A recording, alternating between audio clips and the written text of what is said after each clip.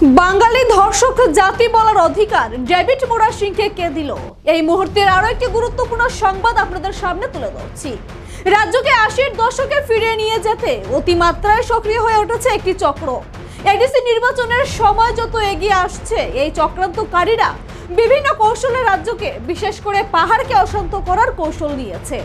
রাজ্যের শরিক দল হিসেবে পরিচিতি জনজাতি ভিত্তিক আঞ্চলিক দল তিপ্রা মথার একাংশ বিধায়ক ও নেতৃত্ব যেভাবে উস্কানিমূলক কথাবার্তা এবং বিবৃতি দেওয়া শুরু করেছেন, তাতে রাজ্যে আবারও ভাতৃঘাতী দাঙ্গা সৃষ্টি হওয়ার আশঙ্কায় ভুগছেন সাধারণ মানুষজন। দেখুন, ডেভিড মোরা সিং নিজের সামাজিক মাধ্যমে একটি পোস্ট করেছে, যেখানে লেখা ছিল, বাঙালি ধর্ষক জাতি, বাঙালি ছেলেরা নাকি তিপ্রাসা মেয়েদের উপর কুনজর দেয়।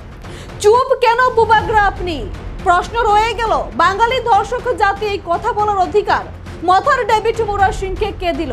আবারও প্রশ্ন রয়ে গেল, বাঙালি ধর্ষক জাতি এই কথা বলার অধিকার মথার ডেভিড মোরা সিংকে কে দিল?